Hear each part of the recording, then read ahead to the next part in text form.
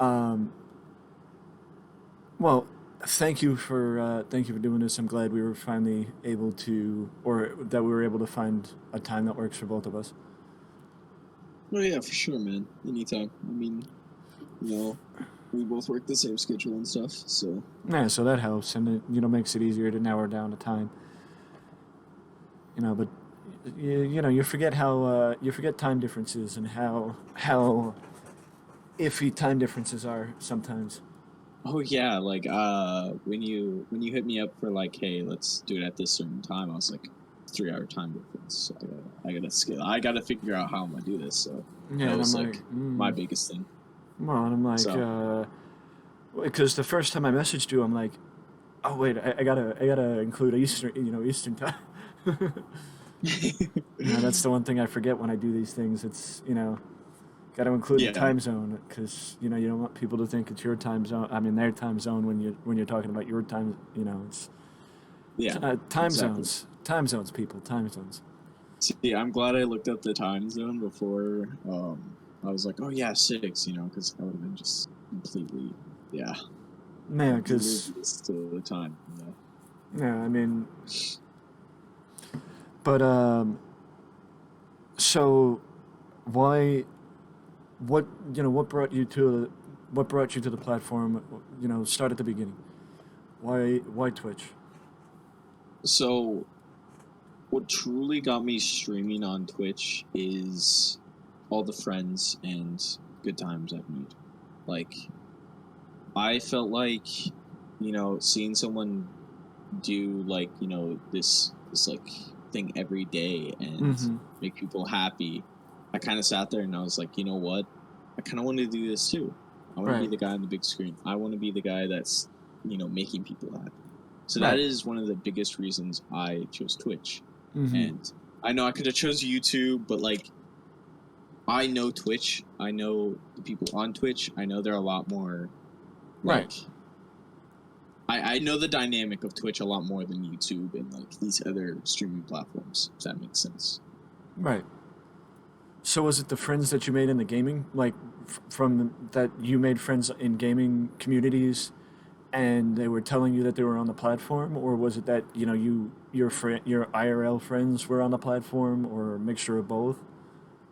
It was kind of like, I always watch VODs on YouTube. So like Mm-hmm. actual like Right. Right. long Right. Right. streams, like hour Yeah. Yeah. long Yeah. Yeah. streams and like stuff like that. Mm-hmm. And so I was kind of like, you know what? I kind of want to watch this live. Like I want to watch one of these VODs live. And then like, some like I was in high school when I first started watching Twitch. I watched Twitch all the fucking time in high school. I don't know if Right. I'm allowed to cuss. I Yeah, you can. apologize.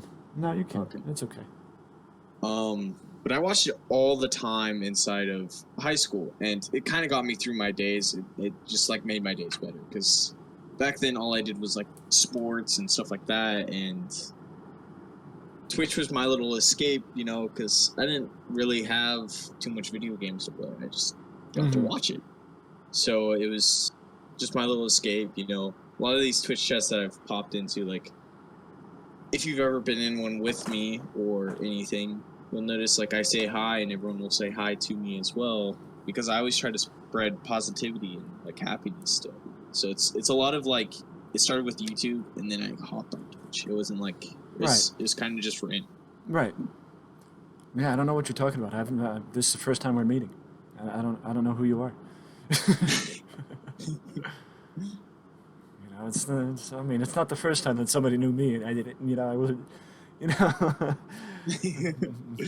um, because that's the thing with the platform that, I mean, you meet people and then you forget. Oh yeah, I met them in this person's chat. And especially me, I'm in, you know, handful of people's chats and try and be active in a bunch of them, and it's tough to remember where you met people, and then you have your own people, and I'm sure you're getting into that with where you're not just Yeah, active in other people's chats, but you have your own chats. So you're like, did I meet you when I was streaming? Did I meet you when somebody else was streaming? I was in this person's. Like you have yeah, to retrace your steps almost where you meet certain people. yeah, exactly. It's even when you have like that one person that pops in randomly one day out of nowhere, and Right. then Like they don't pop in chat for a while, and then they pop in again, and you're like, wait a minute, I've seen your name, but I don't remember where we met. Right. And so they're like, blah blah blah. This is where we met. And stuff like that. And those little interactions are so cool to me. They're so awesome. Well, that's where the retracing the previous messages, like Twitch allows you to see the people's previous messages in the chat, so you can look back at the previous. I think it's only like mods or the streamer can see it. I don't think everybody can see it, but it allows you to see previous conversations or previous times that people were in the chat, because and then it's like, oh yeah, I remember you now. Yeah, exactly. It's no. It's like it's cool that you could go back and check on that, because like if it's his first time chatter, it means the first time in there. Right. But if when they type and it doesn't say that means they've been there before. Right. Said something. Right. So you could always go back and check the messages. It's really cool. I like how Twitch does that. Right. I mean, I don't always, remember to look because I'm over here, obviously. there, and it's, like, I don't want to say you want to impress the people by remembering them without having to look it up, but, you just want to I guess it's like you said, it's just like, you want people to feel like, and I don't want to say like they're memorable, but, you know what I mean? Yeah, exactly. Yeah, I understand what you're saying. Yeah. It's kind of like you want them to feel like, hey, this person actually cares about his community and the people inside his community. Every little person counts. Right.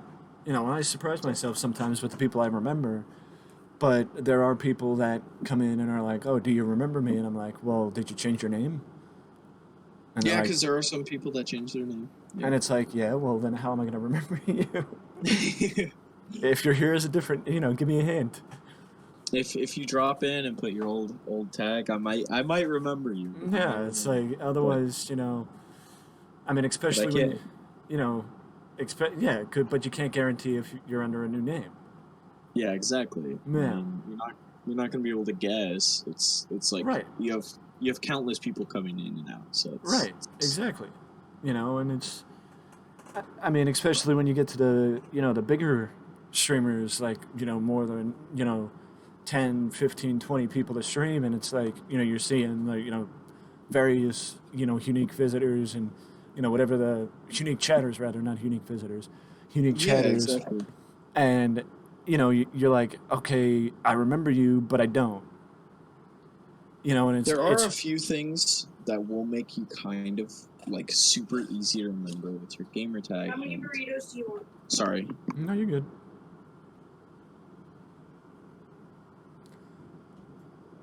Okay, I'm back. What was I saying? Oh yeah, there's something like very distinct with some people's usernames, like mine. Okay, I used to have an old account before I started streaming, and it just had 78 at the end. That's obviously the same username, just with numbers added instead of anything like that. Right. So if I were to go into a chat with my 78 account, which I don't have anymore, Firey Crusader 78, or my normal one, they would know who I am regardless, because it's just one little tiny difference. Where if it's a complete different name, it's like, yeah, I don't know who you are. Right. Yeah. Right. And that's where it's like, I was told when I first started, it's like, maybe branch away from Wrestling Express and go with more of a collective, gaming-oriented name. Yeah. And I'm like, no, like, at this point I really can't, because Wrestling Express is already established. It's that's who you are. Yeah. It's the brand, it's this, it's that, and I mean, I understood where people were coming from, or they were saying, play this type of game on this and set up a new account, or whatever the case. Basically like what like you said, with how some people do it on YouTube, or how some people have started with YouTube, having one account for this and one account for that. Yeah. But with streaming, it's a little different because you're live. Yeah, exactly. You're in the moment. So right. You can't split up the videos and put, an edited video here and an edited video there, because you're making the video as you're streaming. Yeah, that's why VODs are so interesting to me, is because they're raw footage. Like someone has to go to the bathroom or something. That Yeah. VOD will show them leaving their chair. Even though it's a YouTube video, they'll leave that chair and go to the bathroom, come back, and continue gameplay. That's real life. This stuff happens. Right. Where most YouTube videos are not people expressing who they truly are, and like Mm-hmm. they're just you know Right. gaming and put on a show for the people. You know what I'm saying? Right. You don't actually get to learn who the person is. That's why I love streaming so much. You actually get to learn the people so much. Right. Yeah, I agree. And that's the thing, and it's like it. Well, and that's if you're listening, that's why this is going to be different because there's no editing. I'm not going to edit any of this.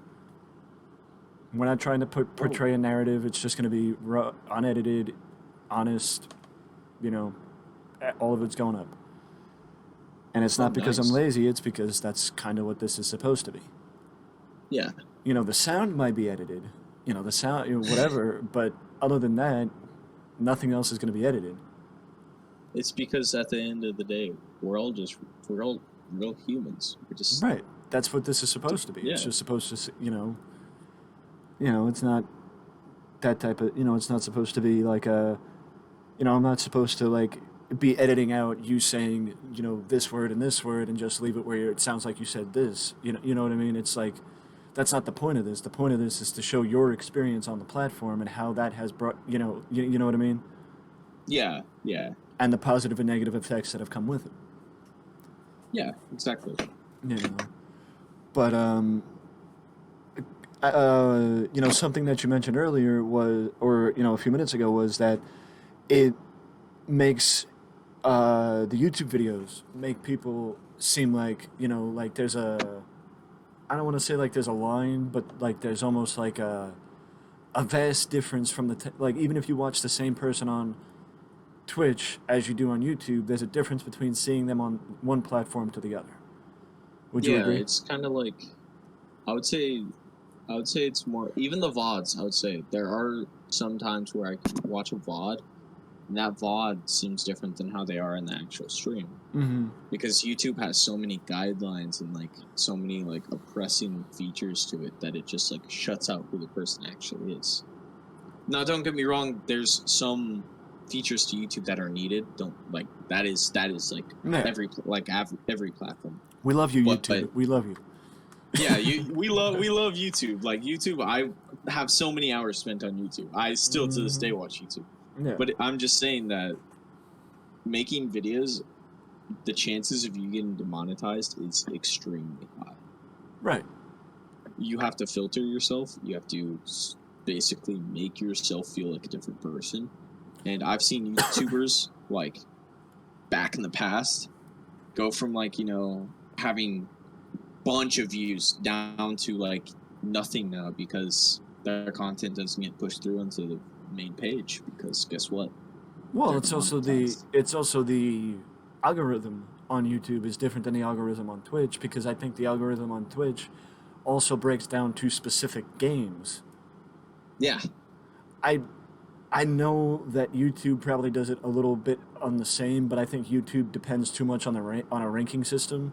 Because from what I understand, there's a ranking system. Like you could be in the top 10 or top 50, whatever. And the higher you go up in the ranking system, the more likely you are on the homepage for YouTube. But why do you Twitch, think it's more broken down. What were you gonna why say? do why do you think when you click on per se okay, I want to watch the new game that came out, the Stray game. I don't know if you've seen it, the cat game, blah blah Mm-hmm. blah. First few people that are going to come up, Jacksepticeye. I love Jacksepticeye. I'm not dissing any of these people. Like all the bigger people that played this game, because guess what? They are ranked higher. Their videos, Mm-hmm. according to YouTube, are going to do better. Why wouldn't you watch these instead of like per se your favorite YouTuber?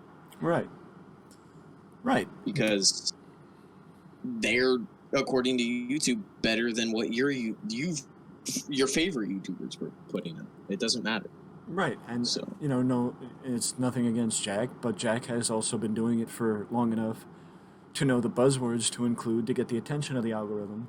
I'm not saying that Jack plays to the algorithm. Odds are he probably doesn't, because he doesn't need to. But it's Yeah, also that Jack has the reputation that it could also get the algorithm's attention.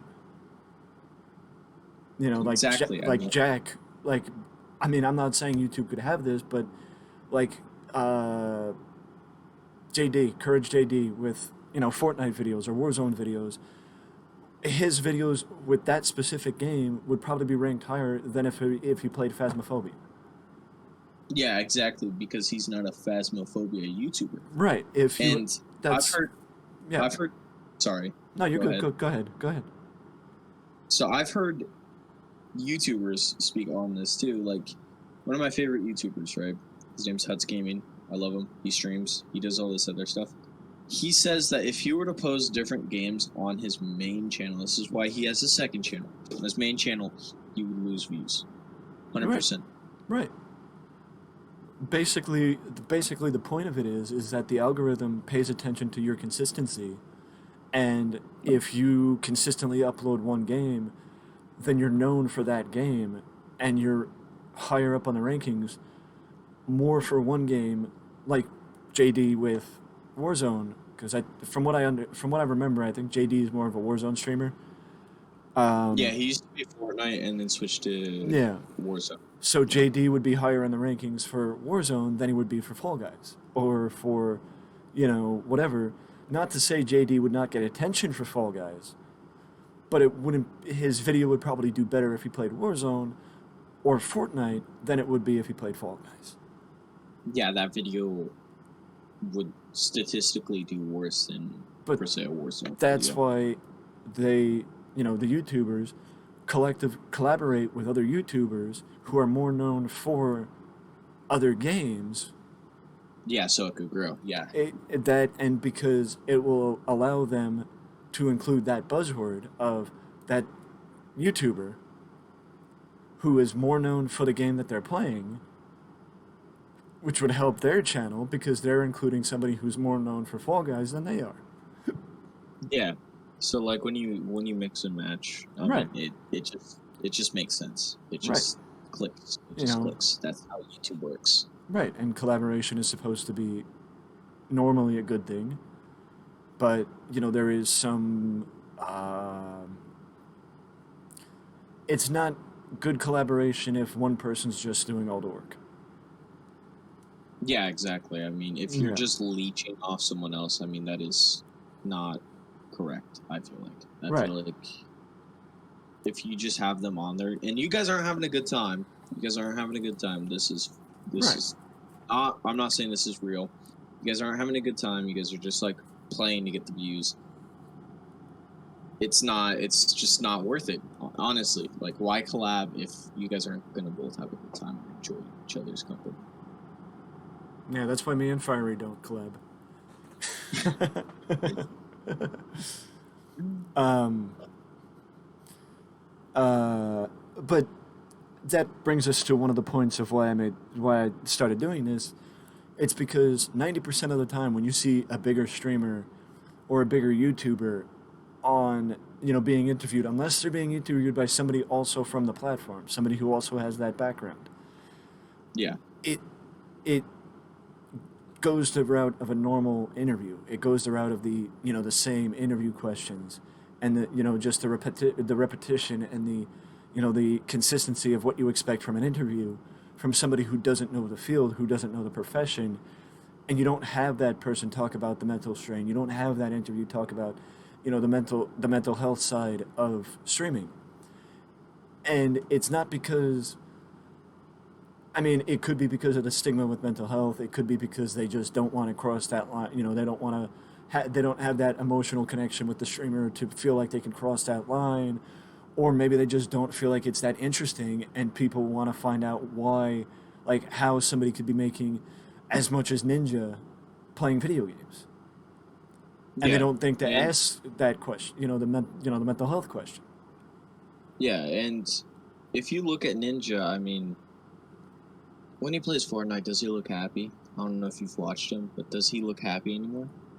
I had in the past, but I probably, because I mean, I watch so many YouTubers, because it's like, you watch this one YouTuber and then they play with this guy, so you start watching this guy, and then they start, then you start watching this guy, and then Yeah, it's like it's like a a waterfall pie effect. chart or a what, yeah, waterfall effect, and you lose track of who you watch and who you don't because it's like, you watch so many people that, and it also helps sometimes because you wait a couple weeks and you get new content from the person you watched 2 weeks ago because they got new videos out. Yeah, But yeah, I mean, I would say that he probably, he might not have the same sincerity as or excitement that he did when he first started. Because I mean, I haven't watched him in probably at least 3 years. and that's honestly I would say is like him constantly when I've been in his chat before and he's playing a different game. His chat wants Fortnite, and he doesn't really want to play Fortnite. How does that make the Twitch stream for? You know, Yeah, like it starts. Them sitting there like, damn. Like maybe I should get on Fortnite. They don't want to, but you right, know, it's just one of those things. Like, hey, that's what people want. Maybe I should. Yeah, right. And it's like you mentioned earlier. I know Jacksepticeye is one of the few streamers that willingly and openly discuss mental health without, I don't want to say fear of being seen as like ingenuine or disingenuous, or like, oh, you're saying that because you have to, or you're saying that to cover this, or blah blah blah blah blah. That yeah. people appreciate Jack being so open and being so honest about his feelings and what's going on in his life, because it makes people feel like they know him more. And the biggest thing is, I feel like it's a good thing for Jacksepticeye to Right, do that because right. it opens a light for him Mm-hmm. that most people don't see him have. I mean, when you think of Jacksepticeye, you think of a happy-go-lucky guy. This Right. guy's got nothing going bad for him. His life is perfect. You know what I'm saying? Mm-hmm. But in reality, there's always that. There's times when you're sitting there like, damn, today's a really bad day. Right. I feel like trash. Stuff like that. And everyone has those days. Right. I don't think a single person can ever say, hey, I have not had a sad day in my life, because everyone has one. Right. And that's part of the reason why I'm putting this together. It's because the the naysayers or the critics of Twitch are just the ones that say, "Oh, you're just gaming," and it's like they ignore the fact of, in some cases, you're giving people a place where they feel like they belong. Yeah, Where people exactly. don't feel alone. Yeah, exactly. I mean, you hop into a stream per se. Me, I do have really bad days a lot. Working night shift, you can kind of, what's the word? Contest to this, or like Yeah. agree with me on this. Yeah. In some cases. Um, Yeah. Night shift is very tolling over time. Like it starts feeling like, me personally, I've worked alone in night shift. Working alone is probably the worst thing I've ever experienced. Mm-hmm. On my phone, I am allowed to throw on a Twitch chat, put in my earbuds, and the Twitch streamer will just like talk to me and stuff. I don't know. It Right. feels like an escape from work, if that makes sense. Right. Like I'm still working, but it feels like a place that I don't have to be sad. Right. And it's not like, for me, I know yesterday or recently I've been noticing that as far as like raids, I've been raiding the same people over and over and over and over and over and over and over again. And it's like, it's not necessarily like, oh, I only follow a certain amount of people or this or that. It's more just when I stream and when I end, the same people are usually on. So I'm Yeah, like, okay, maybe I should start finding new people, but it, it's not easy just to snap your fingers and find a new person. It's, you got to look through chats. You got to see if you vibe with the person. You got to see if how the person acts when things don't go their way. You got to see that they're playing the right game. The right game. I mean, I know yesterday I actually found. Let's hope that this is actually her Twitch name, Cyber Sweetie. Um, I oh, they were playing Apex. That's what they were playing. I don't play Apex Yeah, that often anymore, to be honest with you. I don't mind yeah. I, playing the I, game, but I don't play it that often anymore. I don't blame you. I don't play it as much as I used to either. I wait. I meant to say I don't mind watching the game, Oh, okay. but I don't play it as much as I did. Um, it's like one of those games. Like, I like with Rust, for example, I have to be in the mood to watch the game, or I Yeah, just throw a stream on in the background, and 90% of the time that's what it is. I just throw the stream on in the background and go do other things. that's like me personally. I've gotten really into WoW. I've been playing WoW. I play it alone. I Right. don't care. But I'll throw on like a streamer's stream up, and I have a second monitor. They'll be up on there. I could, Right. it's in Windows mode. I could bring my mouse over. I could type and still play my game. I could Right. do multiple things. I Mm-hmm. could chat with them and myself. I could Right. do my own thing. Right. So it's like I could do my own thing and still enjoy their company in a way. Right. And I think the main thing that I got adjusted to when I first started on the platform was how welcoming streamers are. I mean, I don't know if it's like, well, what do you expect them to do? You expect them to just be like, unhappy that you're, like it's like, I don't want to say it's like an excuse me, I don't want to say that it should be like an expectation, but it's almost like you are surprised by how welcoming people are, and it's not like concise to one stream. It's you know this person has a stream. You just start in their stream, and the people around them are welcoming you and want you to stick around. And then you go into another stream and the same thing and the same thing and the same thing, and it's like, well, why didn't I find that? Why didn't I find this sooner? You know what I mean? Where there are some communities where you'll pop in and they'll be like, you'll just get like Yeah, like the the cold Twitch. show. Yeah. Yeah, it's like you don't exist in a way. Like you're Right. just a Yeah. ghost. You'll Right. sit there and you'll ask them questions and stuff like that. This is the same size. I'm comparing two different Twitch channels. They're the same size. Let's just say that. You pop into one. This one is like amazing. The community is amazing. You're like a friend to them. They don't know you. They're your friends though. They're like your friends. You know them Right. forever, but you Mm-hmm. don't know them. And then you pop into this other one. This person feels like a complete stranger. The whole community doesn't really Right. like talk to you. Right. The Twitch streamer like addresses you. You follow them. They're like, "Oh, thank you for the follow," but they don't read any of your messages. Right. I mean, for chats that I'm active in, even when I'm a VIP, which I'm a VIP in most of the streams that I'm in, that I try and act as a mod, quote unquote, for new people. Yeah, Because it helps your friend seem like they have a more welcoming community. yeah, exactly. I mean, you're like a quote unquote mod, but like you're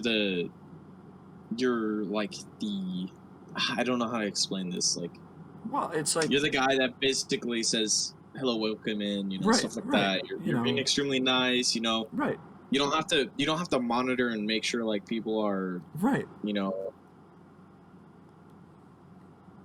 I don't know, but like you know what I mean. right. Like, Yeah, you're the nice guy that says hello, welcome in, right. Because you want to So- help your friend have a more welcoming stream, and as somebody with a role, it's kind of your job. Am I wrong? Yeah, exactly. I mean, it also puts a good image on your username because I mean we go by our usernames obviously in Right. Twitch chats. That's just who we are.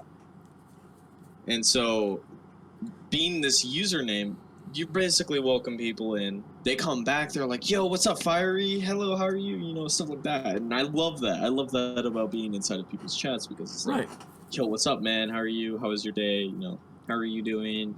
Oh, you're down. I mean, my Discord is always open if you want to talk. I mean, Right. I always try try to be that nice guy and like help, and I'm a part of their community, and it makes the Twitch streamer look very good if he has nice people around him, because the best thing is when they have really good, like, moral people around them.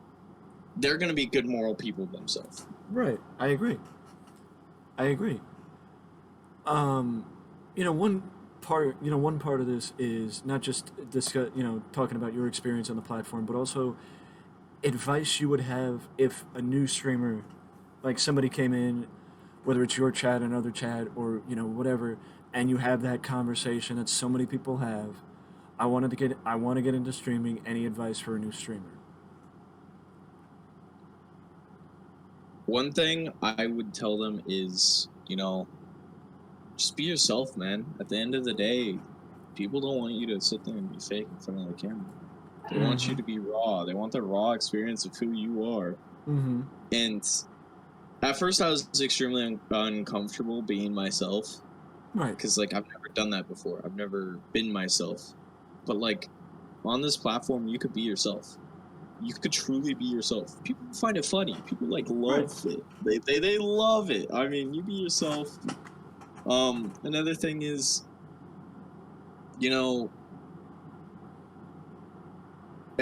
everything doesn't rely on perfection in your stream. Right. Because it is IRL. Stuff's going to happen in the background. People are going to come into your room. You can't prevent this stuff. You know what I'm saying? Like, you're live on camera. I mean, it's going to happen. You're going to be talking to me personally. I've talked to my mom plenty of times on camera, so it's like, it's going to happen. You're not going to just be perfect in a way. Right. And I know, speaking from experience, that I would put a ton of pressure on myself, and I would get, down on myself when, a stream would crash or whatever, because of, I'm not, I would feel like I'm not giving the viewers the best quality stream, because the stream keeps crashing, because we have to, you're in the moment, you're excited, you're into the game, and then shit crashes, and you're like, fuck. And you just, it immediately kills your mood.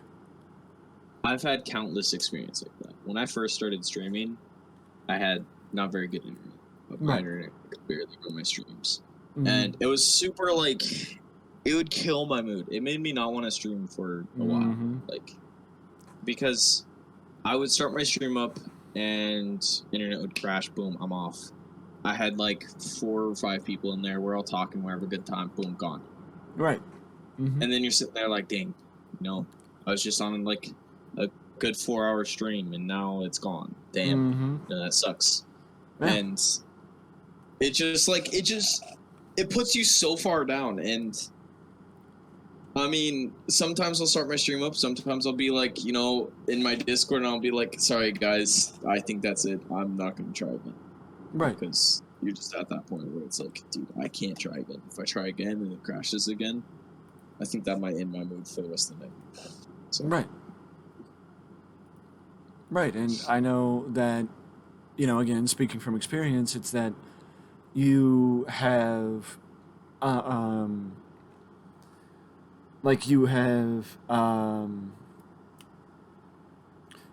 speaking from experience, I had to make the decision, either invest in a new computer or say goodbye to streaming. Yeah. Because it got to the point where it just wasn't worth it anymore. If I would stream even the most basic game, and stream would still crash. Because my computer at the time, when I first started, was 7 years old. And I updated it once the computer started crapping out. Because I realized I had to. And I'm in the same boat with you, because this is before I even started streaming. Like, before I even started streaming, I didn't even really, like, have a good computer. It was more or less like a PS3. It worked as a PS3. That's, like, how good it was. That's how good the specs were. And, I'm working full-time, and I was finally like, you know what? I'm going to buy a computer. I'm going to start streaming. And I ended up buying a new computer. And I started streaming.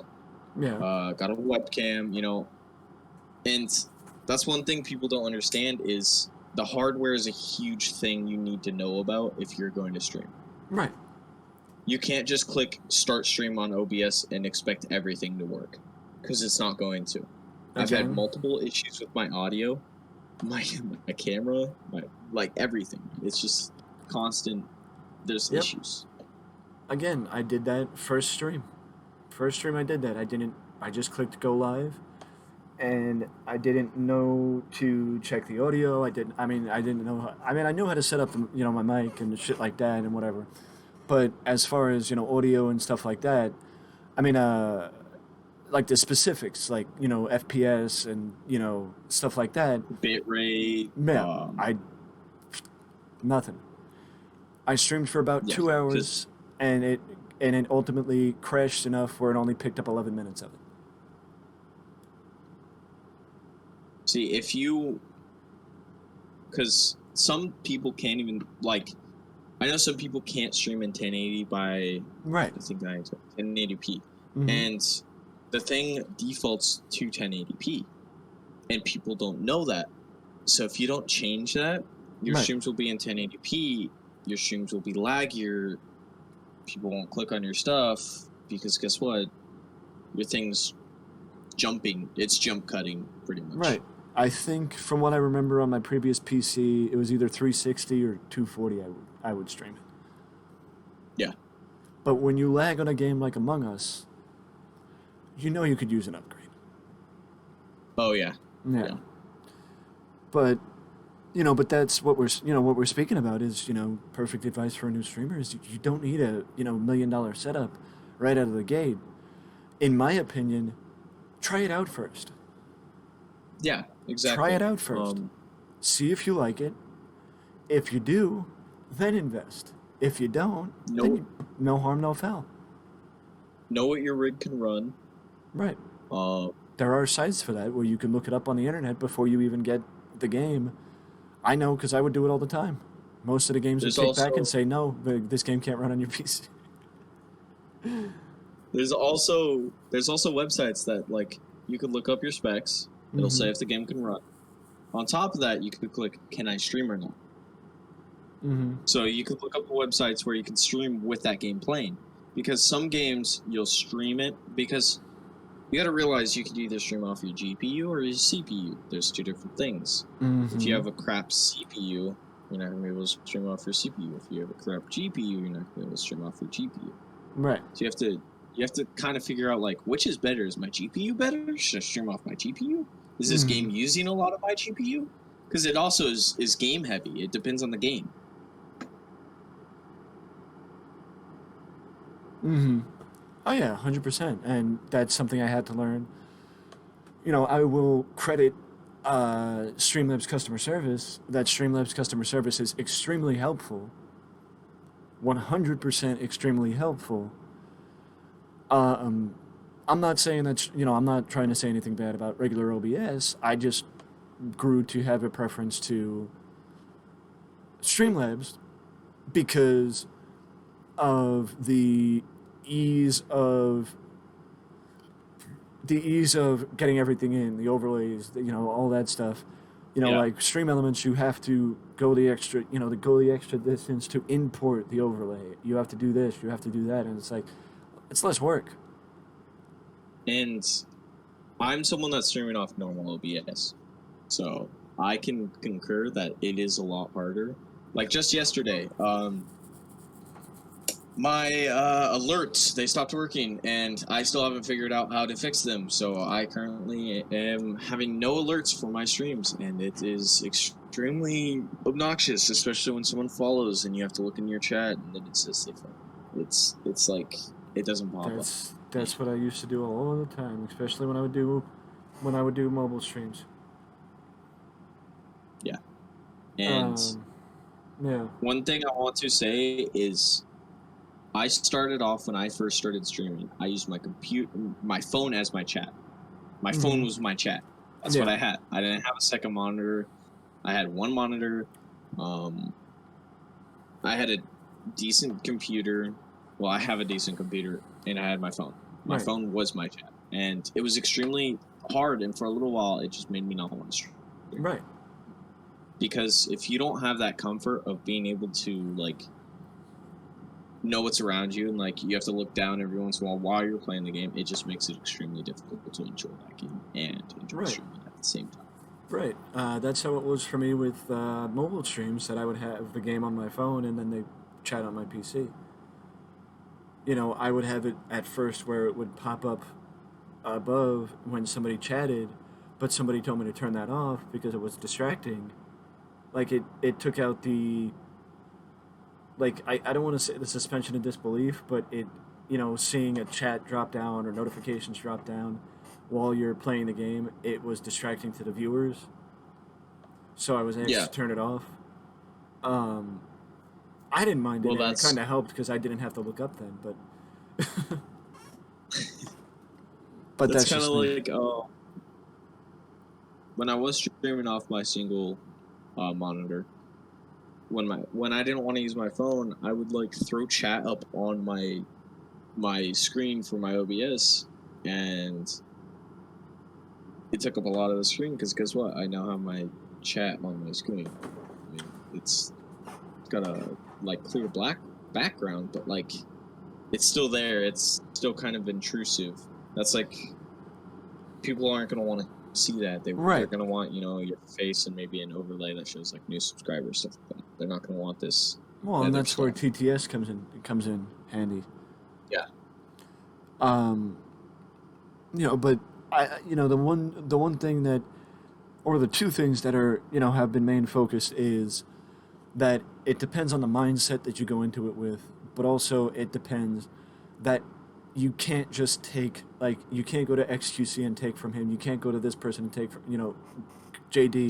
Be your own person, yeah. Yeah, you can't go to JD and take from him. You could take aspects of, like, if you like his idea, like, I know JD is famous for the challenge videos or the strategy roulette, where you just do certain types of strategies in a game or, whatever the case is. That's fine. Get a hook, bring in a hook, and get people excited about the game.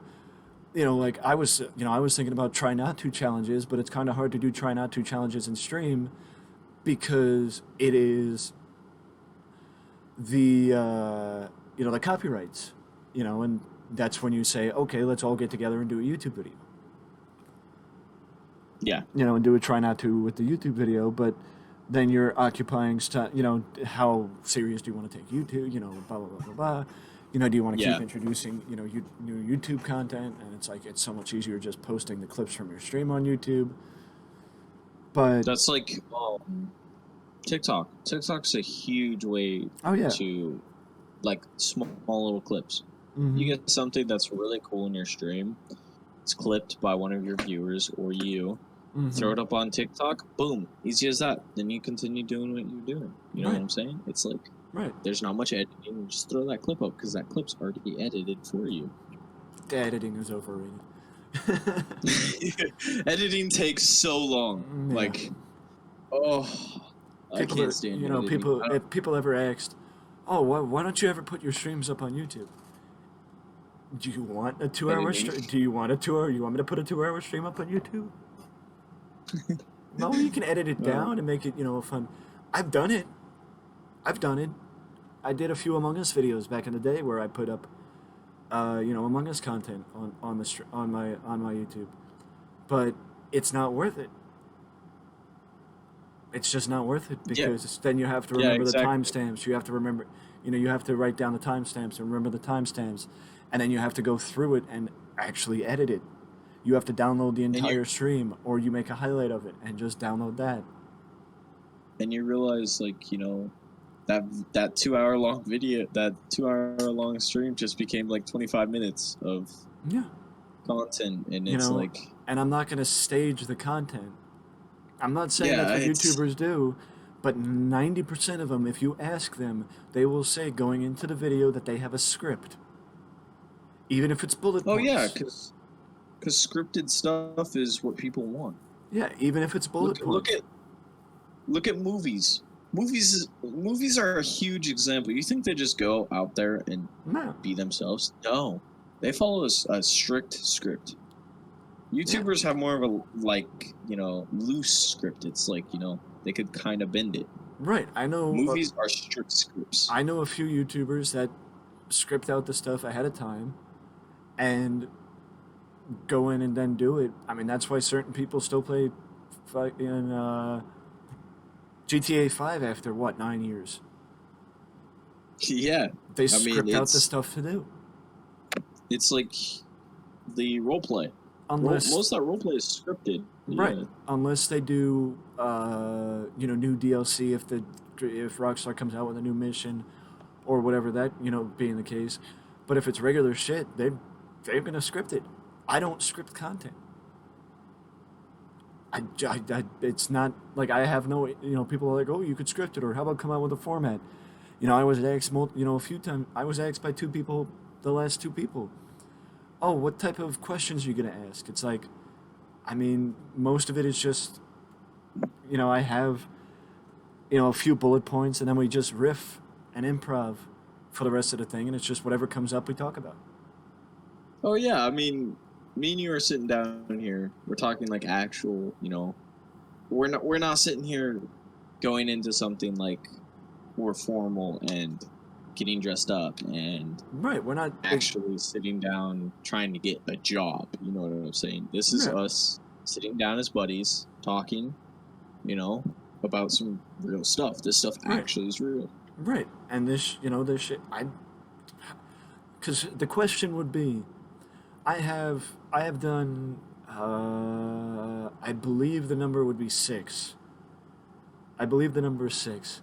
Six. Well, actually, no. I've done 8 of these because there were 2 that disappeared. In transferring my PC. You can't remember to take all the stuff you take, and unfortunately, but whatever. Yeah. It's that. How would I script out 8 different conversations with 8 different people? Yes, maybe it's the same questions, but I don't ask the same questions I don't ask the questions in the same order. I don't get the same responses. Yes, the last couple have been where we fixate on certain topics because I zero in on this person clearly wants to talk about this. So we zero in on that and we focus on that, and then we gloss over some other topics that maybe I talked about a lot with this streamer, but I'm not going to talk about a lot with somebody else. Yeah, exactly. Like I spoke with a lot of female streamers and their experience on the platform. I'm not gonna, spend time talking about your, that aspect with you, because last time I checked, you're not a female streamer.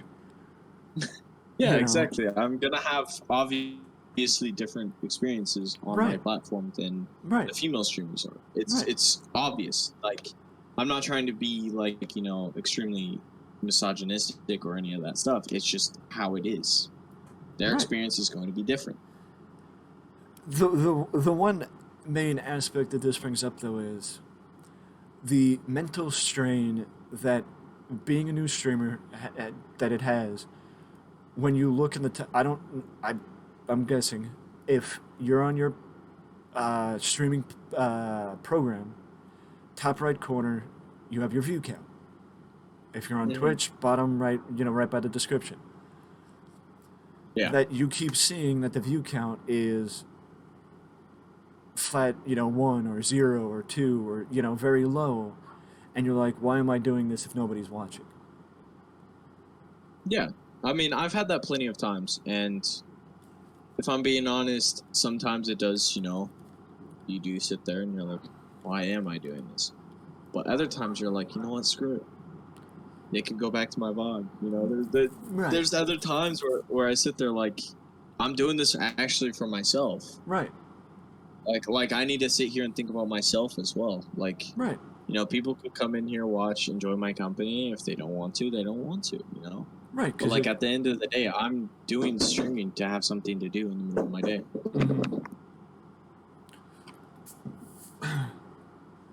Excuse me. Hold on, give me a second. No worries. But that's what people don't understand. It's the mindset. It comes down to the mindset, and I know, if you're listening right now, this is just me riffing because, you don't want to have dead air. But you know, um, it comes down to the mindset because you can't just get so wrapped up in view count.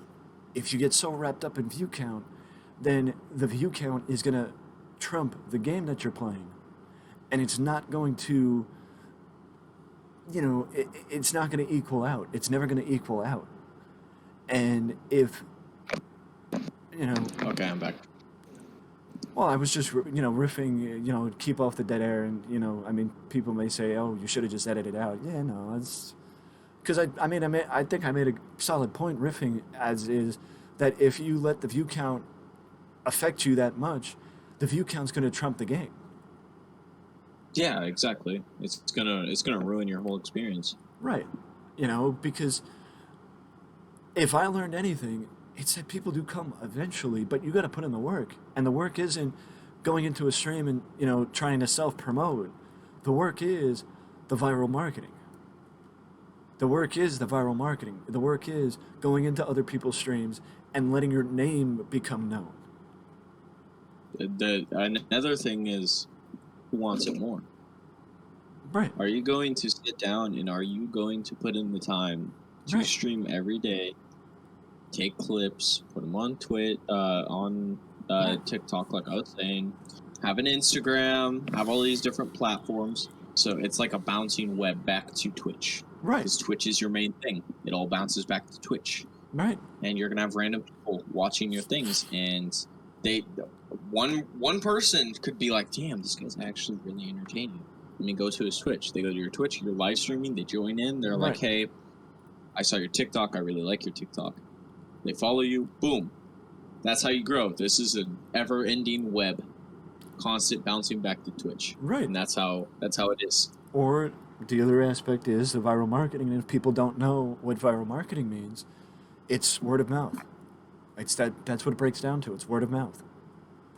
You play with one person, and then that person's community gets to know you, and then they learn that you're a streamer, and it's word of mouth. It's like follow the bouncing ball. Exactly. I mean, a huge example of this is, I've not done this. I have a lot of friends in a lot of Twitch communities, and they'll pop into my streams. Because it's a web. I mean, we're all connected in a way. Yeah. Like, you have all these Twitch communities connected in a way. Right. Because you'll have one community that has, like, people in it, and they'll end up in a complete different community that you're still in. It's like a triangle. Right. I agree. Which is really cool. I love it. I love that part of Twitch. It's the never-ending circle. Yeah, and I mean that's the whole picture, and it's just like it's but that's just a small aspect of it. The other aspect would be the importance of asking, just asking, just being there enough where the person could even offer to play a game. Enjoy and collaborate, and just especially if you that's my point. The importance of if you're gonna raid somebody that plays a game that you also play. Yeah, don't raid some random person that's playing a different game than you. Right. I do it sometimes, but it's just because it's people that I know from other avenues. Yeah. I've, like, last night's a huge example. I raided one of I have friends on Twitch. I raided him. He's playing a complete different game, a complete different genre than what I was playing.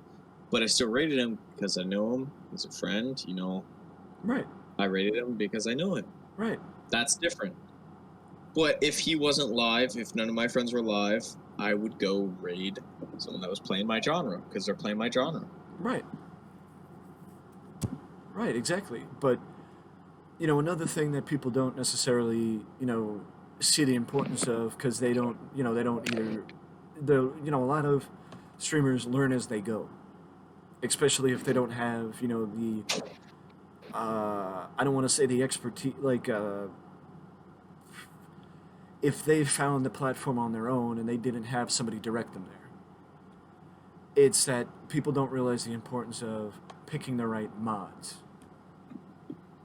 Yeah, and I that mean, it's okay to cycle in and cycle out or change your mods or, whatever, but it's picking the right mods and taking the time, and you don't have to rush.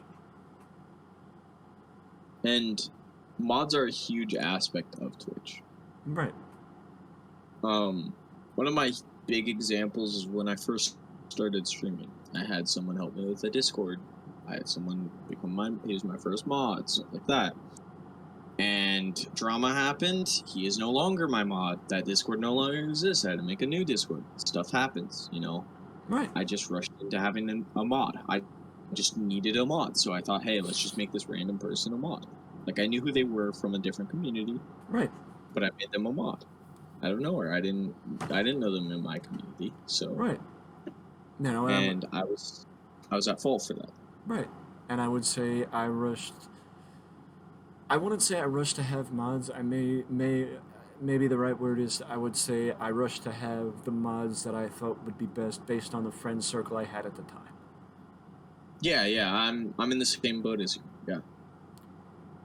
And then fast forward probably maybe February or March the following year, I clear out pretty much most of the mods and cycle in a new group.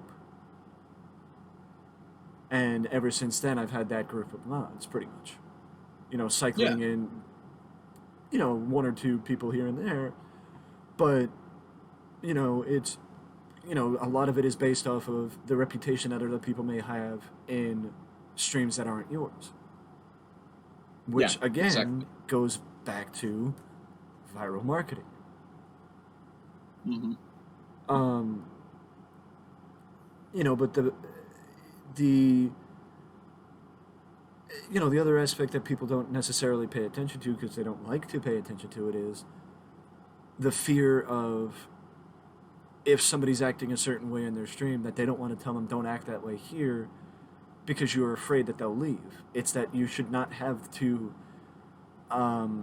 you shouldn't have to allow people to make you uncomfortable just because you're afraid that you'll lose a viewer. You know what I mean? Yeah. And I mean, you should never feel like that person, like you have to keep them around. Right. Like if you don't want cursing in your stream, for example, and you're playing a game where that's Call of Duty, so you're playing a game where people might curse. A lot. Yeah. Don't be afraid to ask people to keep the profanity out of your stream. That if they need to curse, mute. Yeah. Don't be afraid to do that. I mean, I know, one streamer doesn't necessarily, prefers profanity stay out because of the demographic that they reach, typically. And they Yeah. look to be a role model to that particular audience. For me, the extent of me cursing is me saying fuck once in a while. Yeah. Like, That's not, that's nothing compared to other streamers.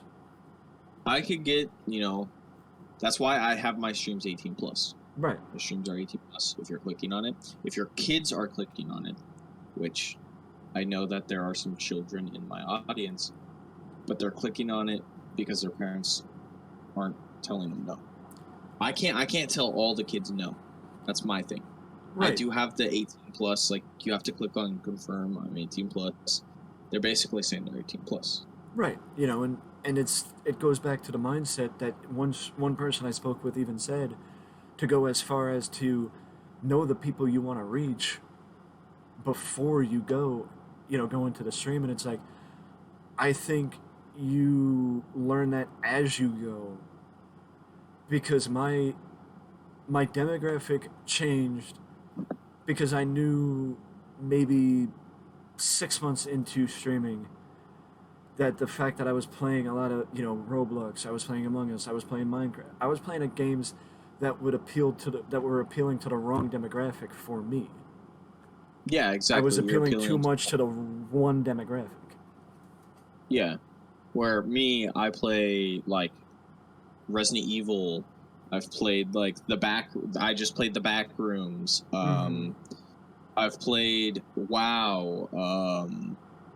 Sea of Thieves. I just play a plethora of games, and usually I play these games with either viewers or other people, Right. and it's just one of those things. I don't know who my viewers are. Like I've played Tarkov. In Tarkov, they cuss. Right. Tarkov is definitely a 18 plus game. Right. There's a lot of things in there that are 18 plus, and if you're going to watch me play Tarkov, you got to know that it's an 18 plus stream. Right. That's why I have it set to 18 plus. Right. But that's what a lot of people don't understand, especially the critics of streaming. The amount of marketing knowledge. I think the work that you need a working knowledge of marketing to and in some cases business to like that would only help you with streaming. And Yeah, it's like also like when you look for sponsorships or this or that, and it's like you need to do a little bit of research on the thing, on the company before you look for the sponsorship. You need to do like you need to be aware of your geographics, your demographics. I mean, I don't know if you want to break it down to your psychographics, but you know, and like some people, again, I will explain demographics, age groups, geographics, where they live, psychographics. It's breaking it down to more in depth, like psychology. Like you want to appeal to people in a certain way. You want to appeal to a certain type of person. You want to, like with the, I know Facebook ads, you can branch it down to specific keywords. And that's what for example, I branch it down to psychographics with Among Us. People yeah, that look for specific tags. People because a lot of the big streamers that play Among Us don't allow viewers to play. So that yeah, encourages people to look for streamers who allow viewers to play. yeah. And I mean that's because the the big streamers they they have so many Mm-hmm. people in there that it becomes Right. this world of, oh, why are you choosing me, and why are Right. you choosing them, not me, Right. and then it becomes a fiasco. That's why the big streamers do what they do, and it's nothing against the person at all. It is Right. nothing against the person. Right. It's because strictly they are a bigger streamer. They Mm-hmm. can't appeal to one person Right. when it is going to obviously upset another person. Right. I agree. And that's like the whole picture. But another thing that goes to mindset is so somebody brought it up. Interesting. An interesting point in one of the previous recordings was that at first they weren't passionate about streaming. Yeah, They became passionate about it. which I could definitely see that. Yeah, Well, for me, it. I mean, even with comfort level, it was I didn't become comfortable on stream right away. It took me a oh while no, to I become definitely always comfortable. yeah. I think that, actually it went back to like February or March of last year was when I became comfortable on stream.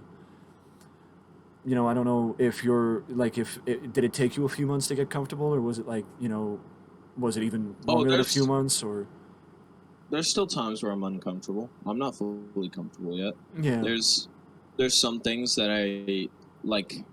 I don't feel comfortable standing up on stream. Mm-hmm.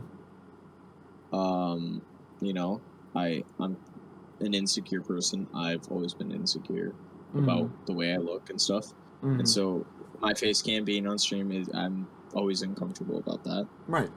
It's my face being on screen. Um, the way I play games, Mm-hmm. not being as good as other people.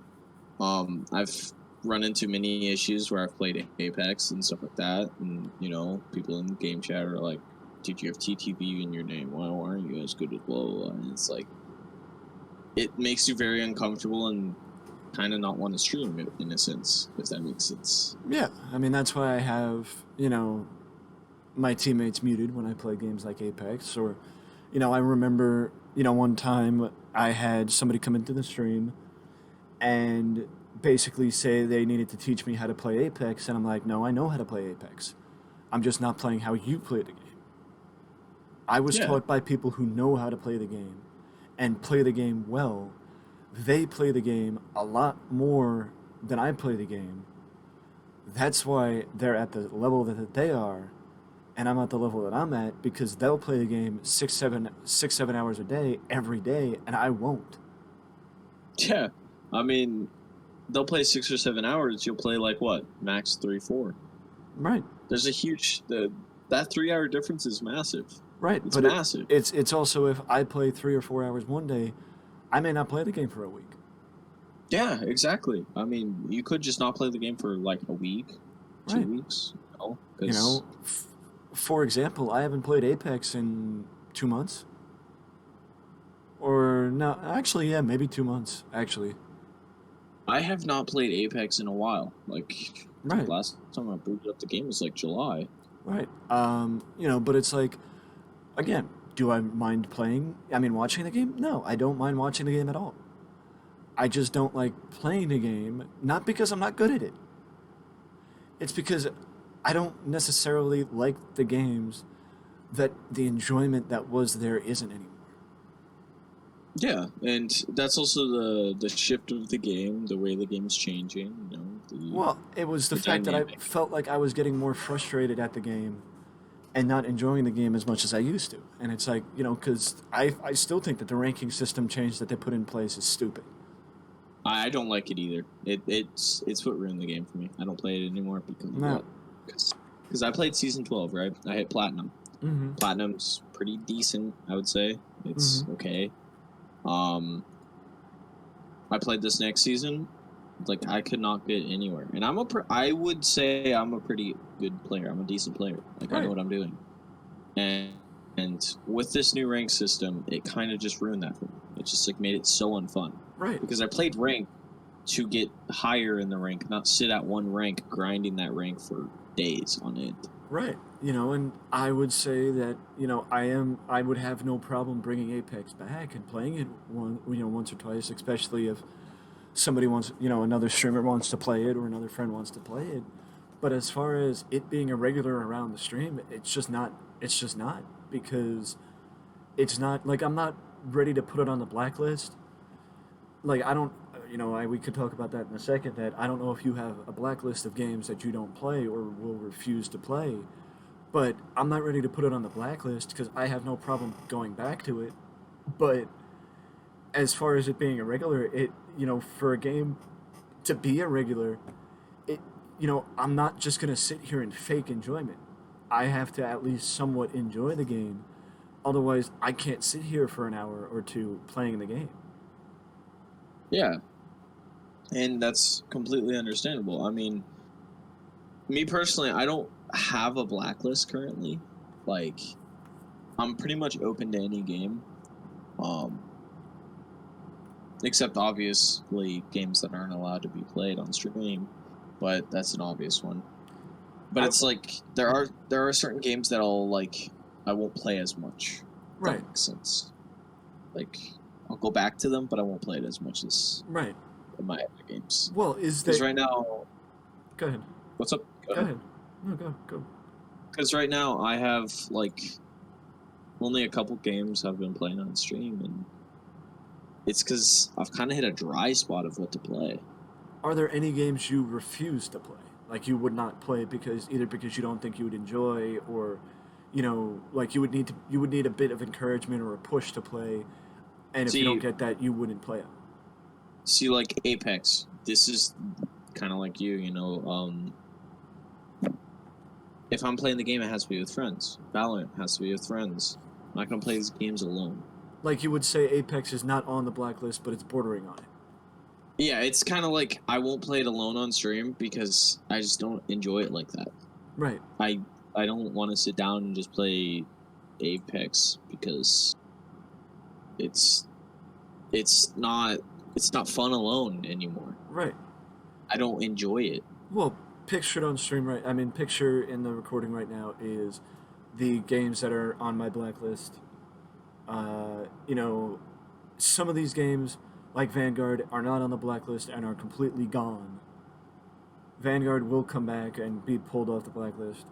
But, for example, Terraria, I think from what I remember, Terraria, Gartic Phone, and Roblox are three games that will never be on, for one reason or another, will never be seen on my stream again, um, for various reasons. Yeah. Um, you know, Terraria, for example, it's because I felt like the people in that community were more focused on showing off and showing their knowledge of the game as opposed to trying to help you learn the game. Yeah, flexing. There. Yeah, and it's Yeah. like my stream is not for you to flex in. Yeah. And that goes It's back to the if one. you want to Right. if you want a background game, go for it. I'm all for background gaming, but do not tell me how to play my game. Right, and it's like it goes back to the 1v1s. People coming into the stream begging for a 1v1. It's like you're not, if you're here to show off, you're not here to to enjoy. Go away. Yeah, exactly. Like, I don't even answer people. I have a command if people ask for a 1v1, and I just put up the command and I ignore them. Yeah.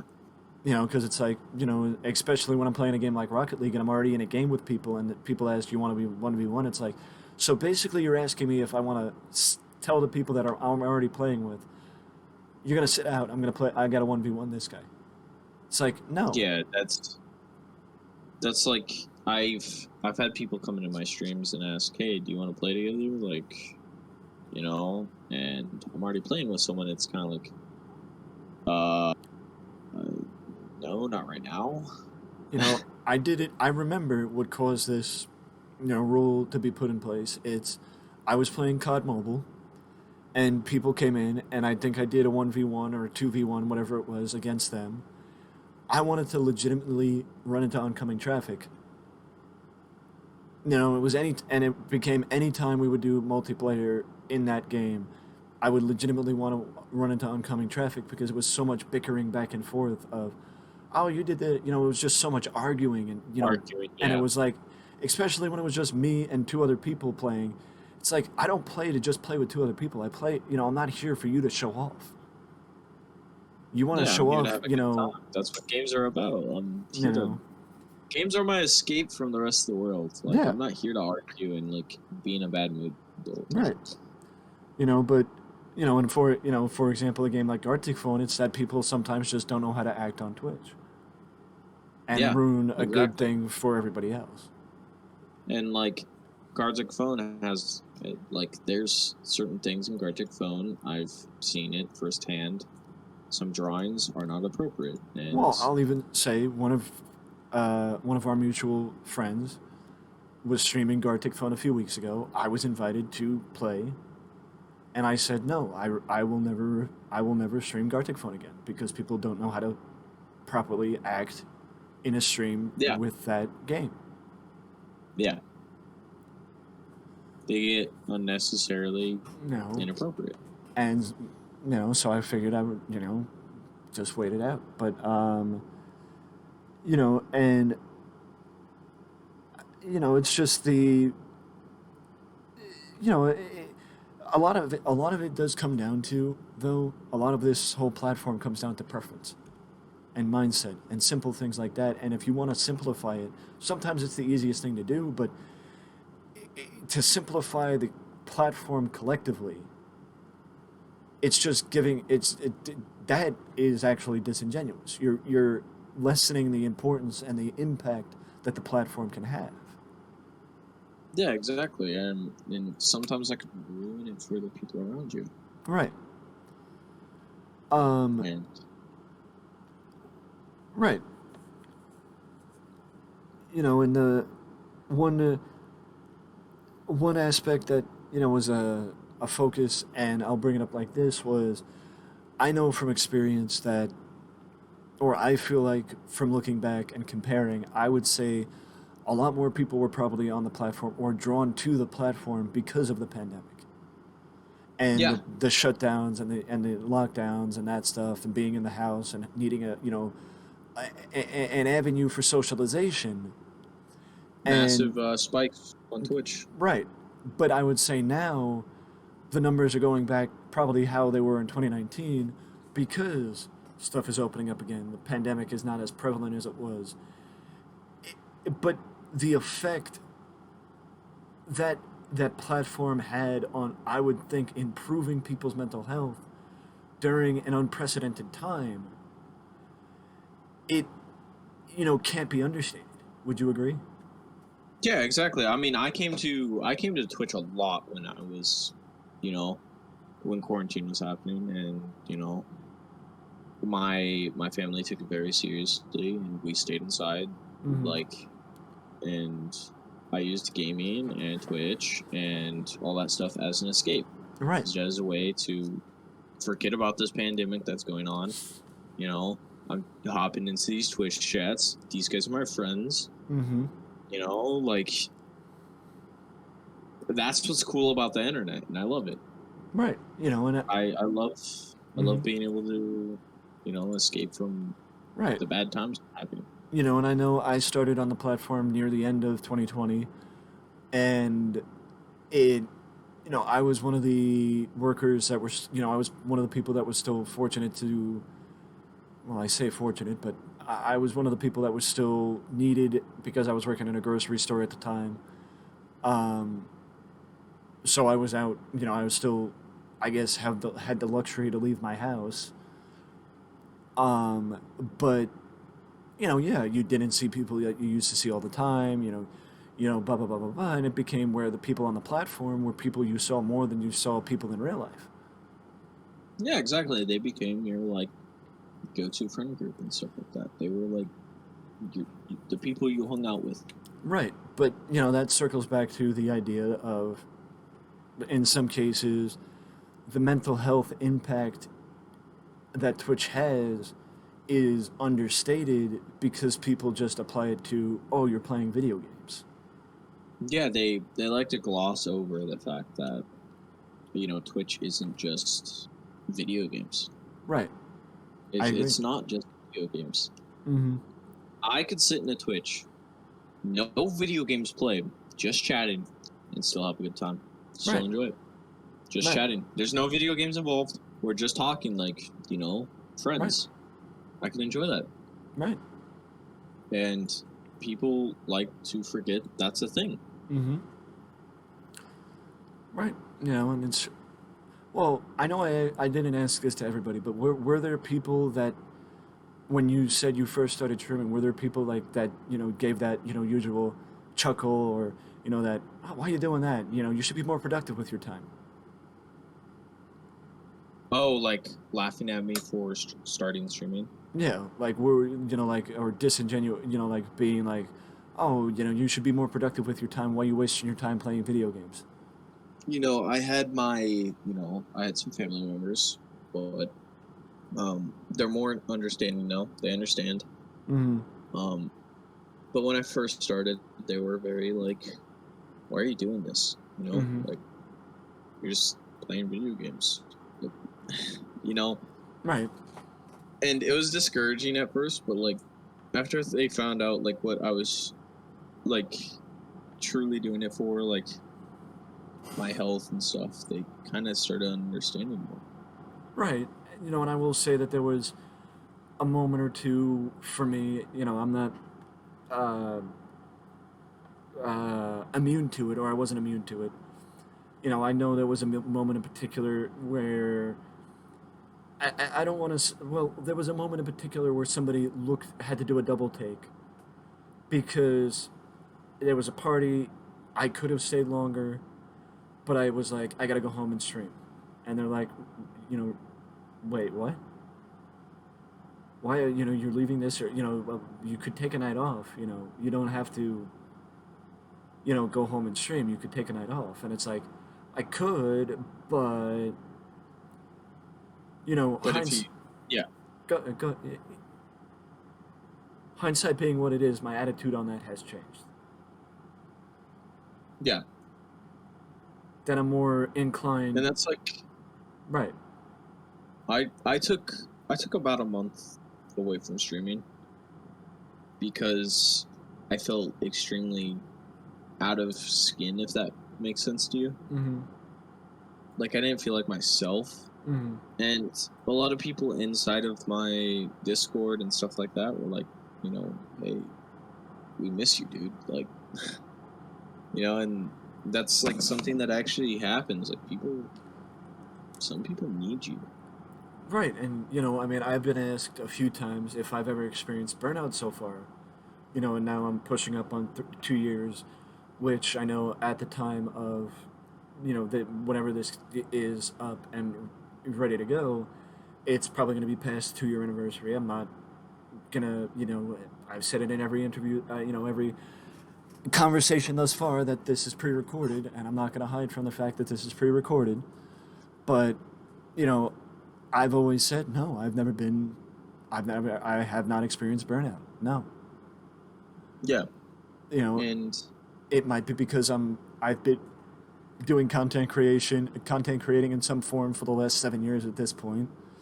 But there's a difference between doing content for YouTube and doing content for Twitch, and the main difference is Twitch is live.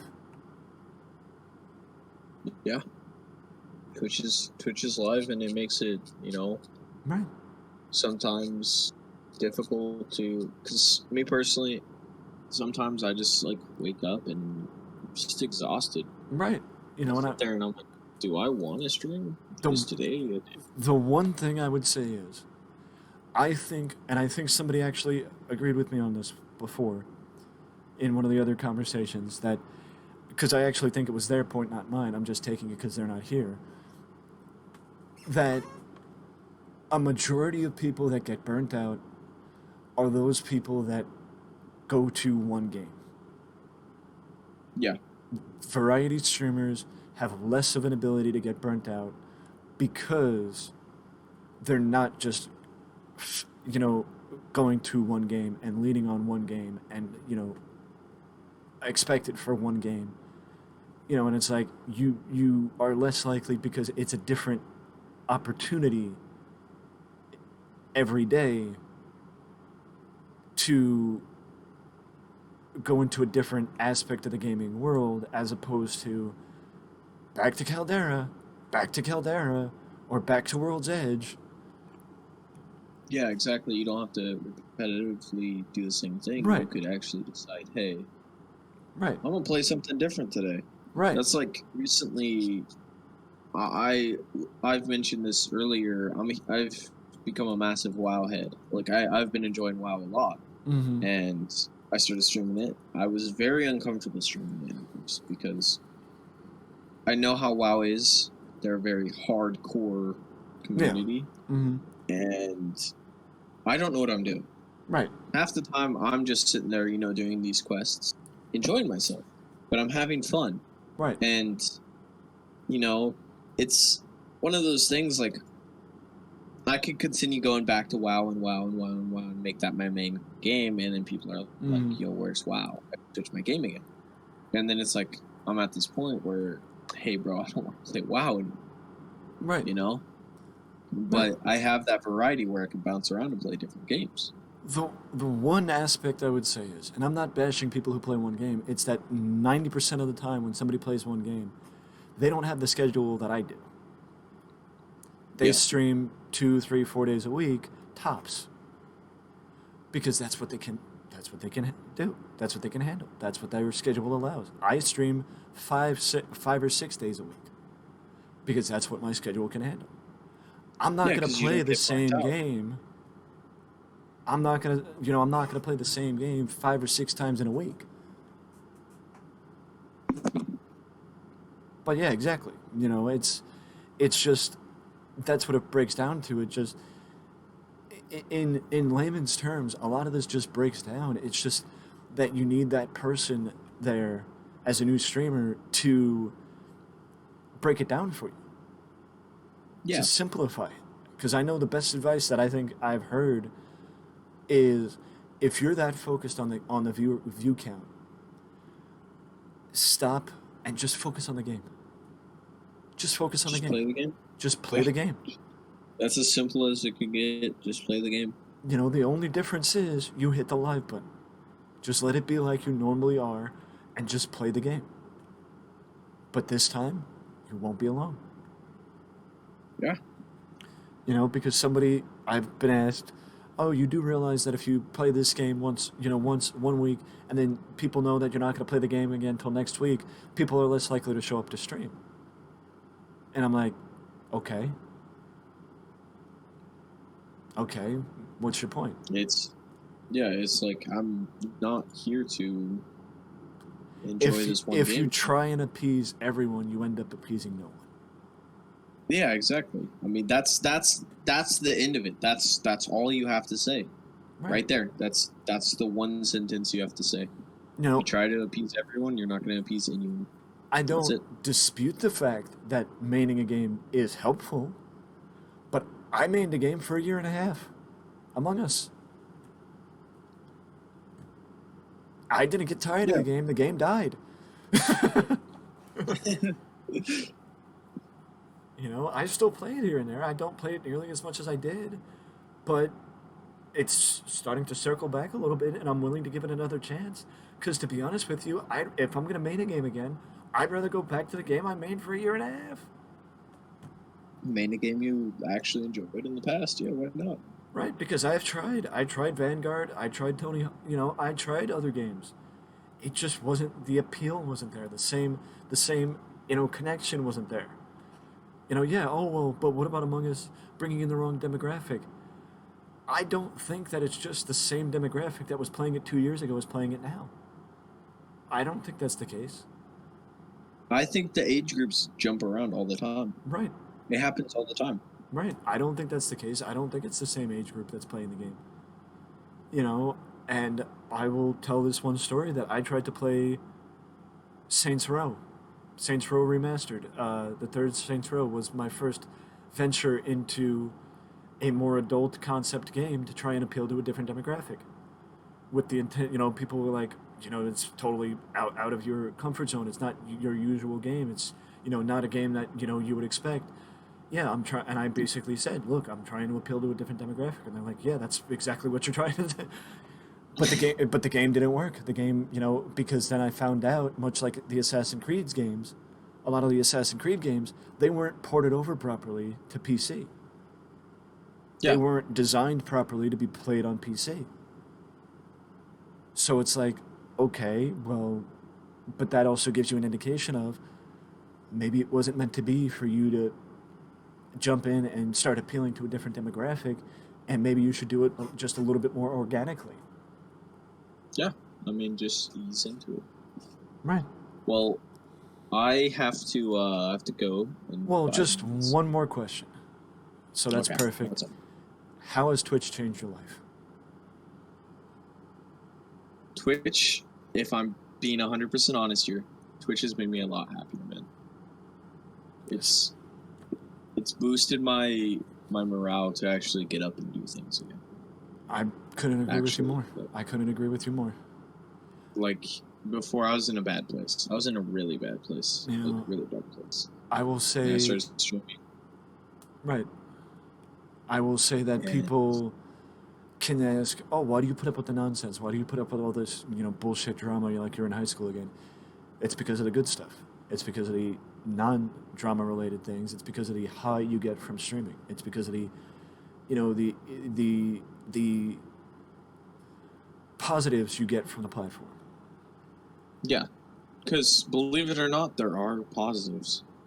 Yeah, there are more personally, in my personal experience of Twitch. I agree with you. There are more positives than negatives. I agree with you, and there are way more positives.